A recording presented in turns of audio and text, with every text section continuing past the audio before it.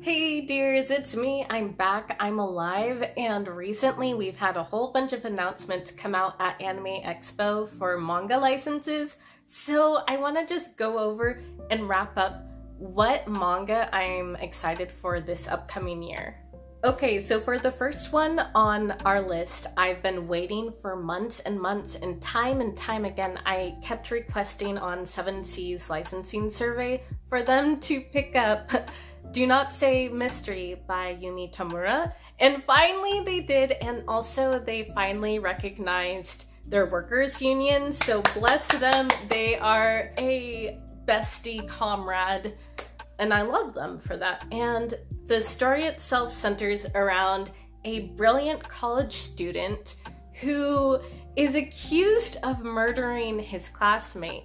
So he has to try to solve the murder to clear his name, and from my understanding, this is more of an episodic manga, so each volume kind of focuses on a new case of his, and I hear it's really good. It's an award-winning josei series, and it also has a live action if you want to check that out as well. Okay, the next one is Thus Spoke Rohan Kishibe by Araki, and yes, I have the Japanese version already, but my brain is fried and rusty and my Japanese is bad right now, so I am looking forward to finally getting my hands on the English edition. And in case you noticed from the title, the story is a spin-off series of adventures and mysteries that Rohan tries to solve, and he's just one of my favorite JoJo characters. Like, I just find him really fascinating, and I feel like he does start getting this growth and development in his... Okay, next we have Prophesy by Tetsuya Tsutsi, and the story centers around a masked vigilante mastermind who announces his crimes before he commits them. And it seems like there's going to be a lot of themes of like injustice involved, and it kind of sounds like maybe a mix between V for Vendetta and Terror in Resonance. So it sounds so up my alley. Okay, next we have a bit of an action romance, and it's called Raisei wa Tanin ga Li by the same mangaka who did Haru's Curse, and the story centers around a girl who is the granddaughter of a Yakuza boss. He sends her off to Tokyo to try to like broker peace between a rival Yakuza gang and potentially marry the son of another Yakuza boss. However, that guy is a bit of an a-hole, and she's in over her head because she no longer has like the protection that she's used to. This one kind of seems like it has the same love-hate dynamic of Love of Kills, so this one looks like a whole lot of fun. Okay, the next one is Coffee Moon by Mochito Bota, and honestly, the more descriptions and blurbs I read of this one, the more confused I become.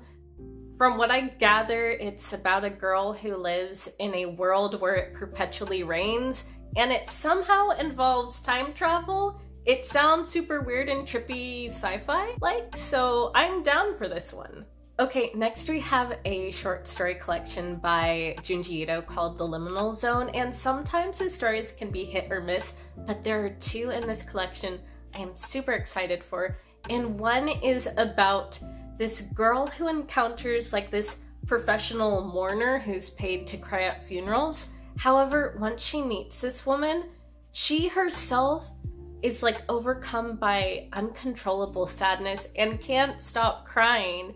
And then there's another story called Madonna, which is kind of a religious horror spin on the Virgin Mary. And for whatever reason, I think it's because my grandma's side of the family were super strict Catholics, but I just love religious imagery and themes. I can like relate to that, so I'm super looking forward to this collection. Okay, the next one I'm not going to spend too much time on because I've already done so many videos talking about it, but Choujin X by Suyoshida Volume 1 is coming out, and it's about a boy who gets supernatural powers and it's about humanity and morality with wonderful art, and if you haven't started it, you should.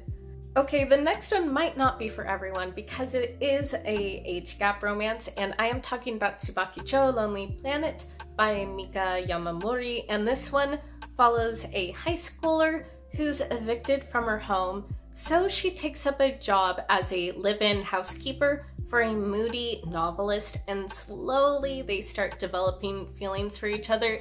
And typically I don't gravitate towards age gap romances, however, the male lead, it's like the Squidward voice, oh no, he's hot. Like, I just love guys with long hair and who put them into ponytails. I love man buns. You can judge me all you want, but yeah, I'm reading it for him. Okay, last but not least, we have a light novel actually, so I'm cheating just a little bit, but this one is called Raven of the Inner Palace, and it follows this mysterious woman who's able to grant magical requests, so she can like do anything like help you find an object, or she can curse someone. And when the emperor approaches her with a very huge request, they potentially might change the course of history. And I just absolutely adore melodrama and historical fantasy, so this one sounds absolutely amazing, and it has an anime for you to look forward to as well. Alright, that's a wrap. If there are any other upcoming manga or manga licenses that you're excited about, let me know down in the comments below. As always, thank you for watching and take care everyone.